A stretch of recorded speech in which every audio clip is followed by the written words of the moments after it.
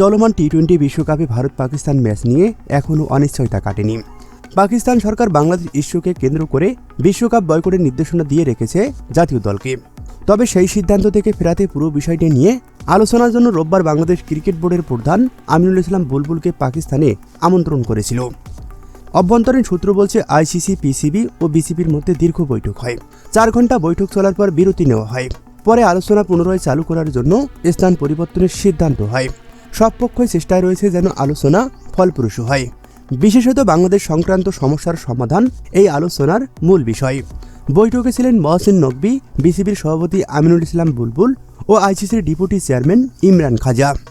পাকিস্তানকে 15 ফেব্রুয়ারি ম্যাচ খেলানোর জন্য তোড়জোড় শুরু করে দিয়েছে আইসিসি। কিন্তু বাংলাদেশের পাশে থাকতে আইসিসির সব রকমের শাস্তির কথা মাথায় রেখে অনড় অবস্থানে পিসিবি। বাংলাদেশকে কেন বিশ্বকাপ থেকে বাদ দেওয়া হলো, এই প্রশ্নকে সামনে রেখে নিজের অবস্থানে অনড় থেকে পাকিস্তান ক্রিকেট বোর্ড তার সিদ্ধান্ত ছেড়ে দিয়েছেন স্বয়ং প্রধানমন্ত্রীর হাতে।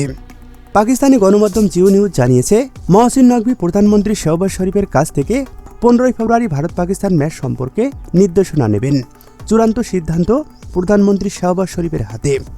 এদিকে দীর্ঘমেয়াদী ক্রিকেট স্বার্থের জন্য সংযুক্ত আরব আমিরাতের ক্রিকেট বোর্ড পিসিবিকে ভারত বিরোধী ম্যাচ বয়কটের পুনর্বিবেচনার জন্য আহ্বান জানিয়েছে। এর আগে পাকিস্তান সরকার 1 ফেব্রুয়ারি ঘোষণা করেন যে দেশের জাতীয় দল চলমান টুর্নামেন্টে অংশগ্রহণ করবে, তবে গ্রুপ পর্বে ভারতের বিপক্ষে মাঠে নামবে না। সে সময় পিসিবি অভিযোগ করেছিলেন বাংলাদেশ বিষয়ে আইসিসি পক্ষপাতমূলক আচরণ করছে।